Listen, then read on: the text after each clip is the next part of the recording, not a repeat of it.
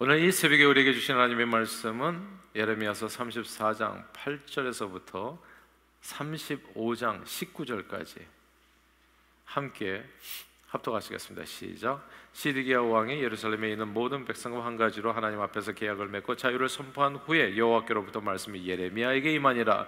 그 계약은 사람마다 각기 히브리 남녀노비를 놓아 자유롭게 하고 그의 동족 유다인을 종으로 삼지 못하게 한 것이라. 이 계약에 가담한 고관들과 모든 백성이 각기 노비를 자유롭게 하고 다시는 종을 삼지 말라 함을 듣고 순복하여 놓았더니 후에 그들의 뜻이 변하여 자유를 주었던 노비를 끌어다가 복종시켜 다시 노비를 삼았더라. 그러므로 여호와의 말씀이 여호와께로부터 예레미야에게 임하니라. 이르시되 이스라엘 하나님 여호와께서 이와 같이 말씀하시니라. 내가 너희 선조를 애굽 땅 종의 집에서 인도하여 낼 때에 그들과 언약을 맺으며 이르기를 너희 형제 히브리 사람이 내게 팔려왔거든 너희는 7년 되는 해에 그를 놓아줄 것이니라. 그가 6년 동안 너를 섬겼은즉 그를 놓아 자유롭게 할지니라 하였으나 너희 선조가 내게 순종하지 아니하며 귀를 기울이지도 아니하였느니라. 그러나 너희는 이제 돌이켜 내 눈앞에 바른 일을 행하여 각기 이웃에게 자유를 선포하되 내 이름으로 일컬음을 받는 집에서 내 앞에서 계약을 맺었거늘 너희가 돌이켜 내 이름을 더럽히고 각기 너와 그들의 마음대로 자유롭게 하였던 노비를 끌어다가 다시 너희에게 복종시켜 너희 노비로 삼았도다. 그러므로 여호와께서 이와 같이 말씀하시니라. 너희가 나에게 순종하지 아니하고 각기 형제와 이웃에게 자유를 선포한 것을 실행하지 아니하였은즉 내가 너희를 대적하여 칼과 전염병과 기근에게 자유를 주리라. 여호와의 말씀이니라. 내가 너희를 세계 여러 나라 가운데 흩어지게 할 것이며 송아지를 돌로 쪼개고 그 조각 사이로 지나며 내 앞에 언약을 맺었으나 그 말을 실행하지 아니하여 내 계약을 어긴 그들을 곧 송아지 두 조각 사이로 지난 유다 고관들과 예루살렘 고관들과 내시들과 제사장들과 그 땅 모든 백성을 내가 그들의 원수의 손과 그들의 생명을 찾는 자의 손에 넘기리니 그들의 시체가 공중의 새와 땅의 짐승의 먹이가 될 것이며 또 내가 유다의 시드기야 왕과 그의 고관들을 그의 원수의 손과 그의 생명을 찾는 자의 손과 너에게서 떠나간 바벨론 왕의 군대의 손에 넘기리라. 여호와의 말씀이니라. 보라 내가 그들에게 명령하여 이 성읍에 다시 오게 하리니 그들이 이 성을 쳐서 빼앗아 불살할 것이라. 내가 유다의 성읍들을 주민이 없어 처참한 황무지가 되게 하리라. 유다의 요시야 왕의 아들 여호와김 때에 여호와께로부터 말씀이 예레미야에게 임하여 이르시되 너는 레갑 사람들의 집에 가서 그들에게 말하고 그들을 여호와의 집 한 방으로 데려다가 포도주를 마시게 하라 하시니라. 이에 내가 하바시냐의 손자요 예레미야의 아들인 야사냐와 그의 형제와 그의 모든 아들과 모든 레갑 사람들을 데리고 여호와의 집에 이르러 익자의 아들 하나님의 아들 하나님의 아들들의 방에 들였는데 그 방은 고관들의 방 곁이요 문을 지키는 살룸의 아들 마아시아의 방 위더라. 내가 레갑 사람들의 후손들 앞에 포도주가 가득한 종지와 그 술잔을 놓고 마시라 권하매 그들이 이르되 우리는 포도주를 마시지 아니하겠노라. 레갑의 아들 우리 선조 요나답이 우리에게 명령하여 이르기를 너희와 너희 자손 영원히 포도주를 마시지 말며 너희가 집도 짓지 말며 파종도 하지 말며 포도주를 소도하지도 말고 너희는 평생 동안 장막에 살아라. 그리하면 너희가 머물러 사는 땅에서 너희 생명이 길리라 하였으므로 우리가 레갑의 아들 우리 선조 요나답이 우리에게 명령한 모든 말을 순종하여 우리와 우리 아내와 자녀가 평생 동안 포도주를 마시지 아니하며 살집도 짓지 아니하며 포도원이나 밭이나 종자도 가지지 아니하고 장막에 살면서 우리 선조 요나답이 우리에게 명령한 대로 다 지켜 행하였노라. 그러나 바벨론의 르브가스는 왕이 이 땅에 올라왔을 때 우리가 말하기를 갈대아인의 군대와 수리아인의 군대를 피하여 예루살렘으로 가자 하고 우리가 예루살렘에 살았노라. 그때 여호와의 말씀이 예레미야에 임하여 이르시되 만군의 여호와 이스라엘의 하나님께서 이와 같이 말씀하시니라. 너는 가서 유다 사람들과 예루살렘의 주민에게 이르기를 너희가 내 말을 들으며 교훈을 받지 아니하겠느냐. 여호와의 말씀이니라. 레갑의 아들 요나답이 그의 자손에게 포도주를 마시지 말라 한 그 명령은 실행되도다. 그들은 그 선조의 명령을 순종하여 오늘까지 마시지 아니하거늘 내가 너희에게 말하고 끊임없이 말하여도 너희는 내게 순종하지 아니하도다. 내가 내 종 모든 선지자를 너희에게 보내고 끊임없이 보내며 이르기를 너희는 이제 각기 악한 길에서 돌이켜 행위를 고치고 다른 신을 따라 그를 섬기지 말라. 그리하면 너희는 내가 너희와 너희 선조에게 준 이 땅에 살리라 하여도 너희가 귀를 기울이지 아니하며 내게 순종하지 아니하느니라. 레갑의 아들 요나답의 자손은 그의 선조가 그들에게 명령한 그 명령을 지켜 행하나 이 백성은 내게 순종하지 아니하도다. 그러므로 만군의 여호와 이스라엘 하나님께서 이와 같이 말씀하시니라. 보라 내가 유다와 예루살렘의 모든 주민에게 내가 그들에게 대하여 선포한 모든 재앙을 내리리니 이는 내가 그들에게 말하여도 듣지 아니하며 불러도 대접하지 아니함이니라 하셨다 하라. 예레미야가 레갑 사람의 가문에게 이르되 만군의 여호와 이스라엘의 하나님께서 이와 같이 말씀하시기를 너희가 너희 선조 요나답의 명령을 순종하여 그의 모든 규율을 지키며 그가 그가 너희에게 명령한 것을 행하였도다. 그러므로 만군의 여호와 이스라엘의 하나님께서 이와 같이 말씀하시니라. 레갑의 아들 요나답에게서 내 앞에 설 사람이 영원히 끊어지지 아니하리라 하시니라. 아멘.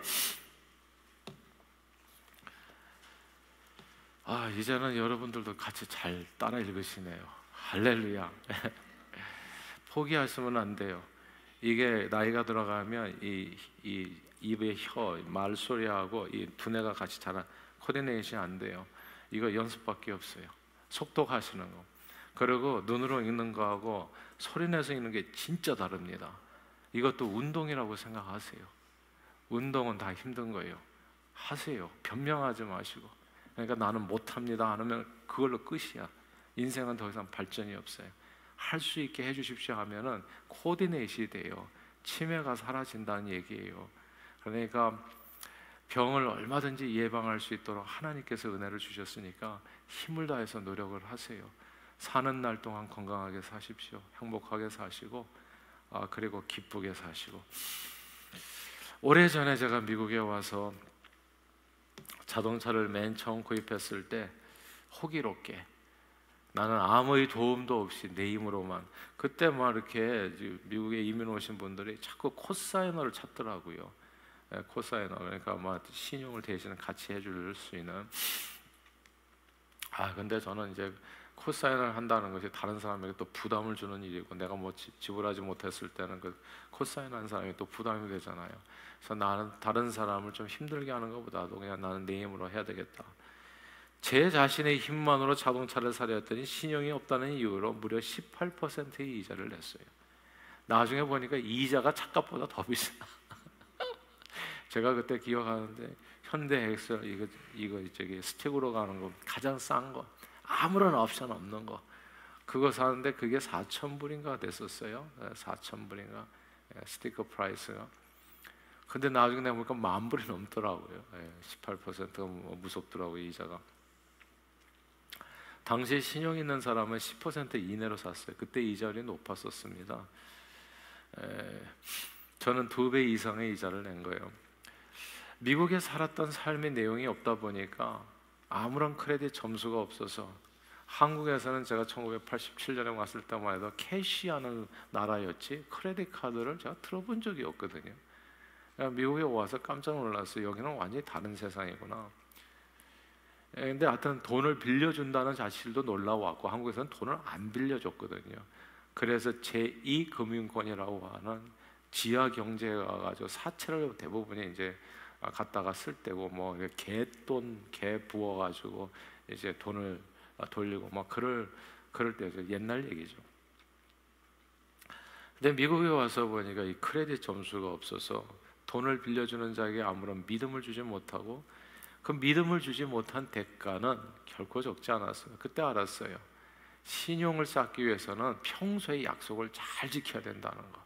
평소에 공과금 꼬박꼬박 내야 되고, 돈 떼먹으면 안 되고, 렌트비 꼭 내야 되고, 유틸리티비 뭐 이렇게 전기료 수도료 꼭 밀리면 안 되고, 그로 빌린 돈은 꼬박꼬박 제때 오랫동안 잘 갚아야 신용 등급이 뭐 100점, 200점, 300점, 400점, 500점, 600점, 700점 그렇게 높아지게 되면 돈이 별로 없어도 돈을 빌리는데 진짜 큰 도움이 된다는 것을, 그것을 그냥 이렇게 미국에서 살면서 저절로 알게 되는 내용들이죠.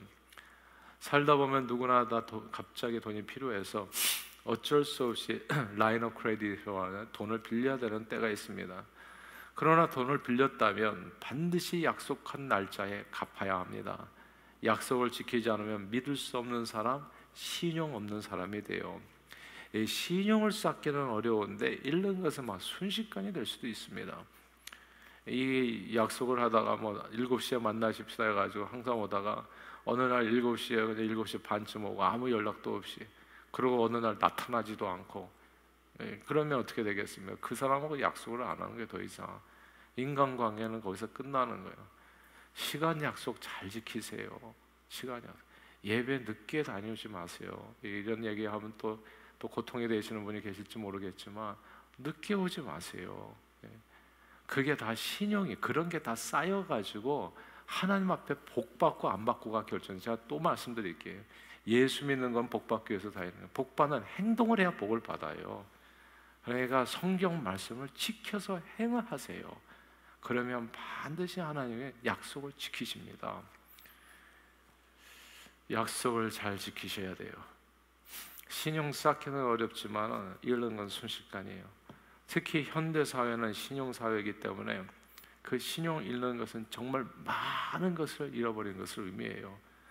은행은 손님의 신용이 좋고 나쁜 정도에 따라서 등급을 나눠서 대출을 해주는데, 신용이 없으면 대출 받기도 어렵고 대출 받더라도 더 많은 이자 내야 됩니다. 이 신용이 개인뿐만이 아니라 기업에도 중요하죠. 신용 나쁜 기업은 은행에서 돈 빌리기 어렵고, 그래서 요즘은 뭐 기업에 딱 들어가서 인터넷 쳐보면 그 신용 등급이 다 나오잖아요. 그래서 이게 거래할 만한 회사인가 아닌가 다 알 수 있어요.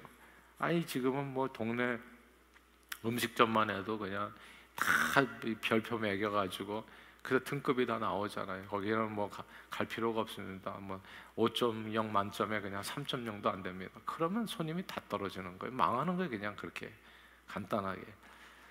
그러니까 이 사업도 그렇고 국제사회에서도 나라의 신용 등급이 낮으면 국가 위기 상황에서 남의 나라에서 돈 빌리기가 힘들어서 가난한 나라는 그냥 벗어나기가 힘들어요. 그냥 맨날 이자는 더 많이 내고, 그래가지고 죽어라 죽어라 하는데 끝나는 거예요. 그냥 영원히 헤어나오지를 못해요. 이제 이게 신용에 대한 얘기인데, 인간 사회에 신앙생활에도 신용이 엄청 중요합니다. 신앙생활에도 하나님과의 관계에서도 신용이, 진짜 복받기를 원하세요? 약속을 지키세요. 하나님과의 사이에서 약속을 지키라고요. 근데 하나님과의 사이에서 약속 안 지키는 사람은 맨날 변명하고 나는 이것 때문에 저것 때문에, 그러면 복 받기를 기대를 하지 말아야 돼요. 그러면 신앙생활에 이유가 없어요. 목적이 사라지는 거예요. 신앙생활을 왜 하나요? 기분 좋자고 하는 게 아니라고요. 복 받기 위해서는 우리가 이 새벽에도 나와서 앉아 있는 거예요. 근데 그 복 받으려면 하나님과의 사이에서 약속을 지켜야 돼요. 하나님과 맺은 계약, 약속을 꼭 지켜야 됩니다. 그래야 하나님이 우리 하나님이 되고 우리는 하나님의 백성이 되어 하나님께서 약속하신 내가 너를 복주고 번성케 하고 번성케 하리라, 이 축복을 온전히 받아 누릴 수 있게 되는 겁니다. 그러나 하나님의 약속을 소홀히 생각하고 약속이 뭔지도 모르고 신용 없는 자가 되면 하나님의 축복을 기대하기 어려워요. 뭐 복 받으려고 해도 이자가 많아요. 이자가. 내가 희생할 게 많아요. 네가 하는 걸 좀 보고 하자. 하나님이 믿지를 않아요. 이게 순전히 말뿐이고 바리새인처럼 행함은 하나도 없고. 그러니까 이게 끝나버리는 거예요. 제가 늘 드리는 얘기지만 성경을 앞에다 두고 내 인생을 여기 끊임없이 맞춰가십시오 얘기하는 게 복보다는 다른 표현이에요.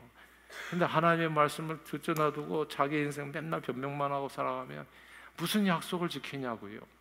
그러면 하나님과의 관계 속에서도 기대할 게 별로 없어지게 되어지는 겁니다. 남유다 얘기예요. 지금 오늘 본문에 나오는 남유다가 멸망한 이유가 여러 수 있는데 간단해요. 약속을 안 지킨 거예요. 하나님과 딱 약속, 나 이제 하나님 말씀에 따라서 살겠습니다 약속하고는, 그러고 약속을 안 지켜, 안 살아 말씀에 따라서. 그리고 자기 얘기를 해 계속. 나는 이럴 수밖에 없습니다. 자기 변명을 해. 약속을 안 지키니까 뭐예요? 그걸로 끝이에요. 이 약속이 신구약 성경이라는 거 아세요? 이 성경을 뭐라고 부르냐 하면 구약 성경, 신약 성경이라고 그래요. Old Testament. Testament라고 하는 것은 Old Contract, Old Promise라는 뜻이에요. 서로 간의 약속. 그럼 New Testament는 New Contract, New Promise라는 뜻이라고요. 이 성경이 뭐냐면 약속이에요. 약속.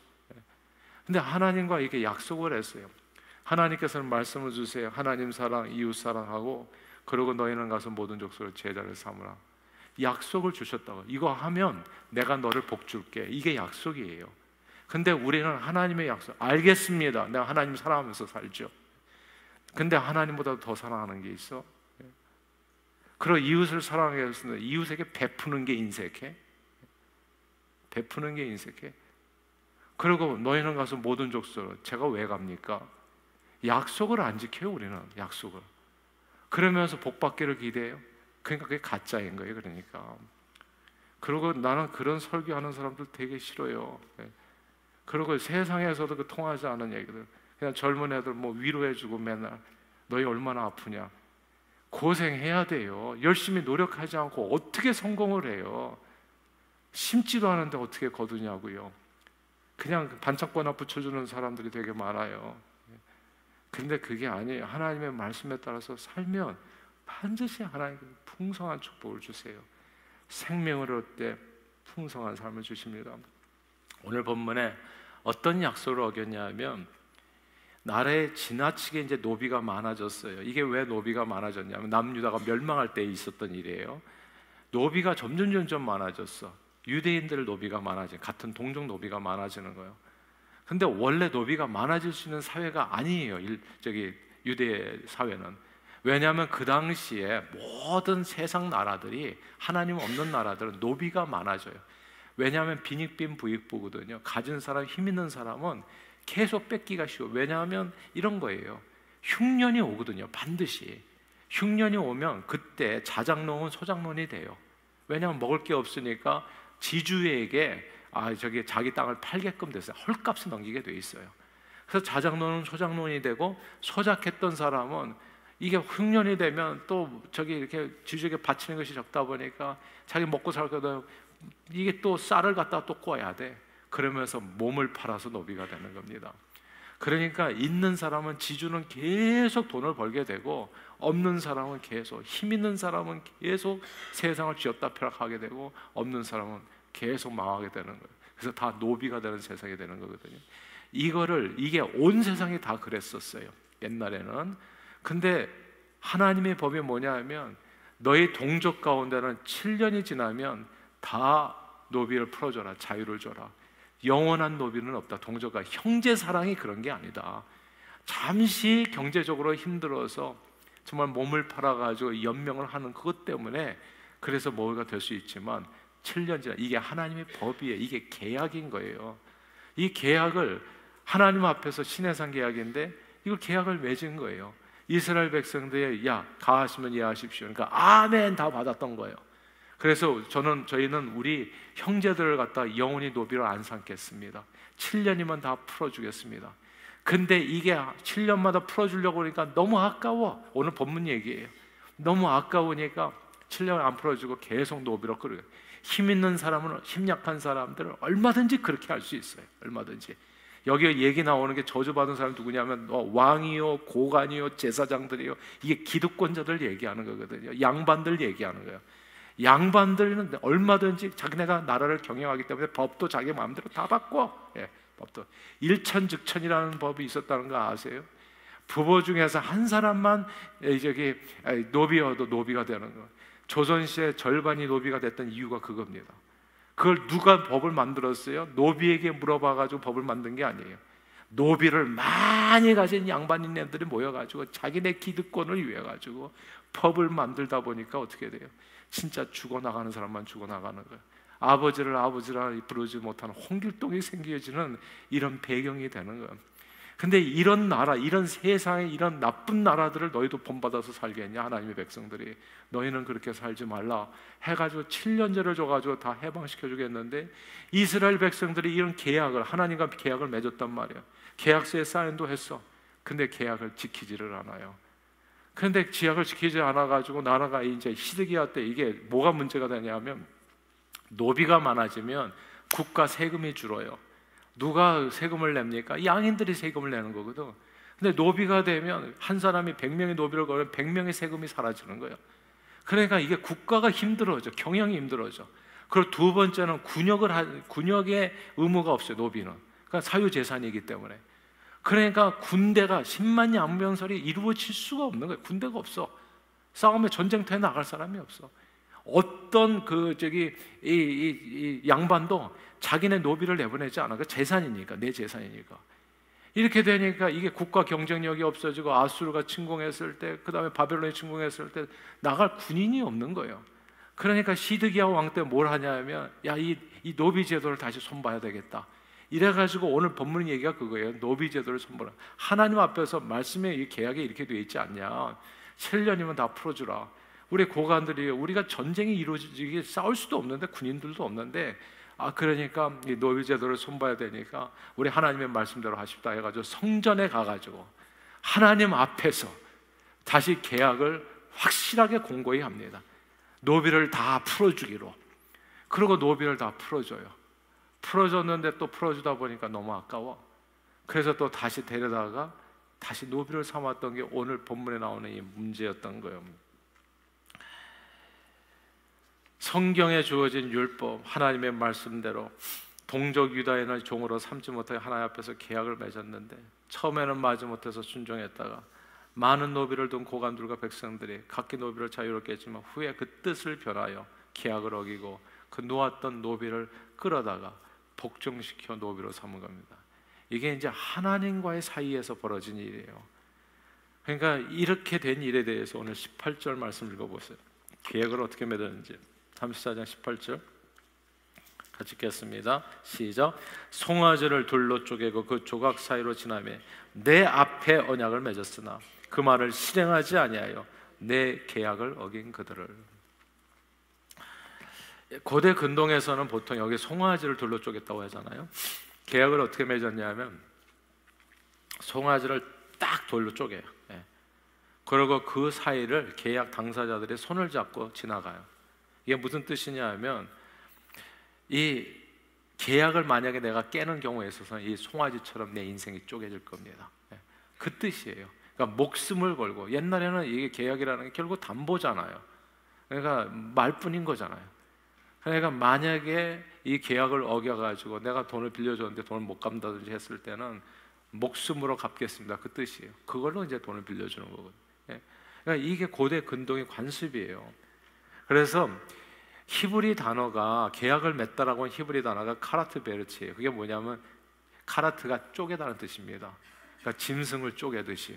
그러니까 이게 계약을 맺는다는 게 아니라 쪼갠다는 의미가 있어요. 계약을 지키지 않을 때는 네 인생이 쪼개질 것이다. 그 의미가 담겨 있는 그런 처절한 확실한 약속, 피로 맺는 이 약속이에요. 옛날에는 뭐 담보라는 게 없으니까 이렇게 하는 거잖아요. 그래서 보통 계약서는 약속을 잘 지키면 얻게 되는 유의에 관한 내용이 있어요. 이 약속을 잘 지키면 네가 잘 될 거다.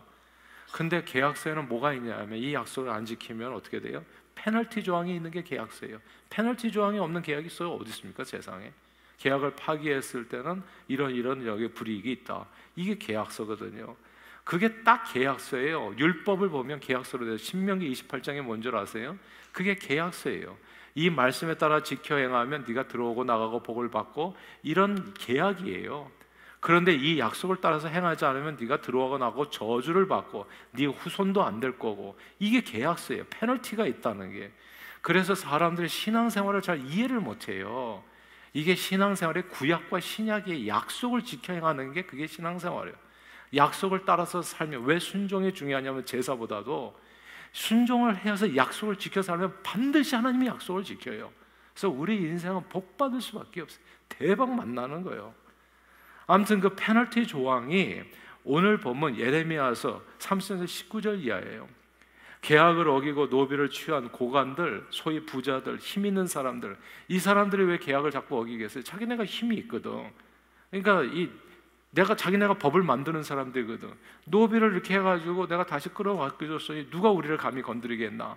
이렇게 자만한 사람들을 누가 심판하냐 하며 왕의 왕이신 하나님께서 심판하시는 거예요. 이 법을 엉망으로 만든 너희들, 그래가지고 하나님이 심판하신 겁니다. 바벨론 군대의 손에 넘겨서 완전히 그 노비를 잔뜩 가지고 있었던 그 왕들과 고관들을 깡그리 다 쓸어버린 거예요. 하나님께서 계약을 지키지 않으신. 사실 노비들이 스스로를 구원할 수는 없어요. 그러나 하나님께서 구원하시면 모두가 다 하루아침에 출애굽할 수 있습니다. 역사는 늘 반복돼요. 난 이 하나님이 좋아요. 저와 여러분들이 믿는 하나님은 의로우신 하나님이에요. 이분이 정의를 세워 약한 자에 힘주시고 강한 자를 바르게 하시는 분, 추한 자를 정케 하는 것이 주님의 뜻입니다. 해 아래 압박 있는 곳에 그 주님이 거기 계셔서 그 팔로 막아주시기 때문에 정의가 서는 거예요. 이 남유다 희망이 없었거든요. 왕과 고관들이 계속 갑질하는 세상. 그래서 이 정말 눌린 사람은 끊임없이 그냥 핍박당하고 고통당하고 압박당하고 삶에 그냥 완전히 고열을 뽑아가지고 바치는 그런 세상이었어요. 그 세상을 하나님께서 뒤집으신 겁니다. 너희 왕과 고관들, 여기 이름 다 나와요. 제사장들, 기득권자들에 대해서 얘기한 거예요. 하나님의 계약을 가볍게 여기고 우습게 생각하고 네 자신의 힘만 권세만 의지해가지고 그 같은 동족을 괴롭히는 너희들이요, 심판이 임할지라. 그게 바벨론이 심판이었던 겁니다. 해 아래 역사는 반복도 하는데 조선이 패망했던 이유도 그거예요. 이 조선 왕과 양반들을 어떻게 할 수가 없어. 500년 동안 그렇게 살았어요. 세종 때부터 시작된 일천측천의 법이 그렇게 모든 양민들을 다 그냥 그 원한이 사무쳐서 하늘에 부르짖는 소리가, 이걸 누가 고치겠어요? 하나님밖에 조선은 망해야 될 나라. 그래서 하나님께서 민비를 시해하시고 끝장을 보시는 거예요. 일본이 잘했다는 뜻이 아닙니다. 바벨론이 뭐가 옳겠어요? 그러나 바벨론을 들어가가지고 하나님께서 남유다를 깡그리 망가뜨리고 다시 나라를 세웠듯이 하나님께서 일본을 들어가가지고 조선이라는 나라를 완전히 무너뜨려 버린 겁니다. 그러고 쓰게 된 거예요. 조선의 패망이 그렇고 그 다음에 일본의 패망도 마찬가지예요. 일본 사람들이 또 조선 사람들을 노예 삼네. 그러니까 또 일본도 또 끝장이 난 거예요. 이 모든 것들은 성경을 통해서 보면 미래가 보여요. 아, 이 사람의 미래가 어떻게 되겠구나, 이 국가의 미래가 어떻게 되겠구나. 그러니까 하나님은 살아계셔서 지금도 역사하십니다. 약속을 지키지 않아서 신용을 잃으면요, 그 개인과 가정과 공동체와 국가는 마치 쪼개진 송아지처럼 완전히 쪼개져서 파멸합니다. 이 세상을 살면서 지켜야 될 가장 소중한 가치는 신실함, 신용입니다. 약속 잘 지키세요. 예배 시간에 잘 지키시고, 그리고 사람 약속 시간 잘 지키세요. 늦게 가지 마세요. 적어도 5분 전에 10분 전에는 반드시 가 계셔야 돼. 이런 시간 약속 우습게 생각하는 사람 치고 성공하는 것을 제가 본 적이 없어요. 그러니까 뭐냐면 하나님이 축복하지 않는다는 뜻입니다. 성경은 이렇게 얘기해요. 해로울지라도 서약은 반드시 지켜야 됩니다. 결혼 서약 지켜야 됩니다. 제가 지난번에 얘기했죠. 주의 종들도 여기도 보면은 뭐 감리교도 그렇고 뭐 이렇게 타 교단에서, 우리 교단은 난 너무너무 사랑해요. 우리 교단과 진주 같다고 생각해요. 주의 종이 우리 교단에서 이혼을 하면 주의 종이 못 돼요. 물론 사유가 있죠. 그냥 이혼을 당한 경우를 할지, 무슨 또 이렇게 어뷰즈 당한 경우를 할지, 그리고 또 unfaithful 하는 경우를 할지. 근데 그런 특별한 이유가 아닌데 이렇게 헤어지게 되는 조강지처를 벌인 경우에 있어서는 선지자의 목소리를 잃어버려요. 들을 얘기가 하나도 없어져요. 그 다음서부터는. 그래서 하나님의 영적인 능력이 사라지고 마치 삼손의 능력이 사라지는 것처럼. 그러니까 결혼 서약은 지켜야 돼요. 해로울지라도. 그 결혼 서약 지키라는 게 저기 뭡니까? 그 성경에 이렇게 임직자 서약도 마찬가지고 또 교인 서약도 마찬가지입니다. 약속을 지키는 사람이 돼야 돼요. 그래야 형통합니다. 오늘 본문에 보면 서로 간의 약속을 잘 지킨 사람에 대한 예가 나와요. 그게 35장 전체의 내용입니다. 레갑 사람들이에요. 그들은 자기 선조 요나답이 후손주들에게 준 명령을 지켜서 포도원도 소유하지 않고 포도주도 마시지 않고 평생 살았어요. 한 번 약속은 영원히 목숨 다해 지켜야 될 내용이라고 신용을 잃지 않고 살았어요. 그들의 예레미야 선지자가 보냄을 받아서 예루살렘 근처에 살았는데, 예루살렘 성이 망하는 거잖아요. 지금 망하는데 하나님의 메시지를 전해요. 다 망해, 지금 다 죽어. 근데 그 레갑 자손들에게 와가지고 하나님께서 하신 말씀이에요. 에레미야서 35장 18절 19절입니다. 35장 18절 19절을 읽어보세요. 같이 읽겠습니다. 시작.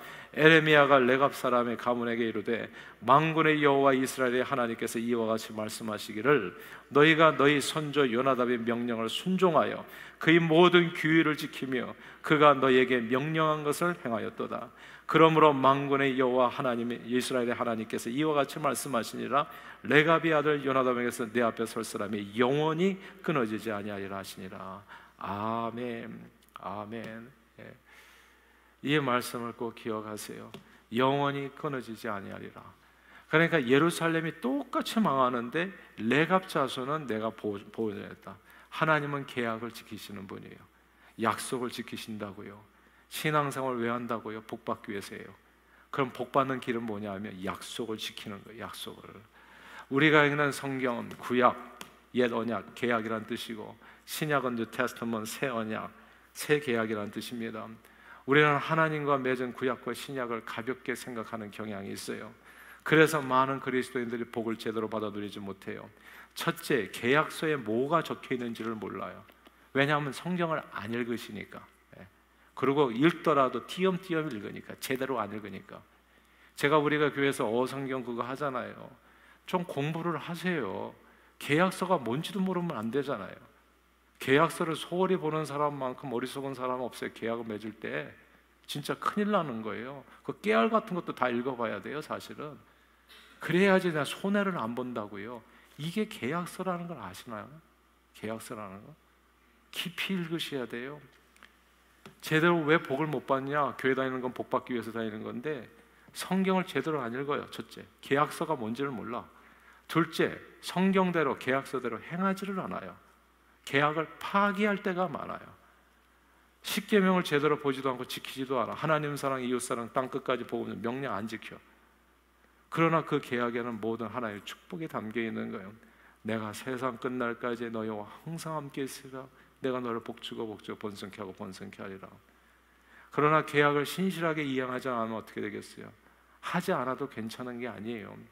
이리저리 변명하면서 말씀에 따라 살지 않으면 인생의 그때부터 하나님 앞에 신용 없는 자가 되는 거예요. No credit. 그러면 쪼개지게 됩니다. 어떻게 살아도 형통하지 않아요. 그러므로 늘 하나님의 말씀을 마음에 새겨서 오늘 본문에 나오는 이스라엘이 아니라 레갑 자손처럼 하나님과 맺은 이 약속을 지켜 행함으로 세상에 멸망하는 속에서도 하나님의 은혜로 언제나 형통한 삶을 누리며 하나님 영광을 위해 세상의 빛으로 존귀하게 쓰임받는 저와 여러분들이 다 되시기를 주의 이름으로 축원합니다. 기도하겠습니다. 하나님 아버지, 옛 언약인 구약과 새 언약인 신약에 주어진 하나님의 말씀을 신실하게 지켜가는 저희들이 되게 하시어 하나님의 말씀에 주어진 축복의 언약들을 온전히 이루어 풍성한 삶을 누리며 동시에 그 축복을 온 세상에 복음으로 전파하여 많은 영혼들을 주님 앞으로 인도하는데 존귀하게 쓰임받는 저희 모두가 되도록 축복해 주옵소서. 예수 그리스도 이름으로 기도합니다. 아멘.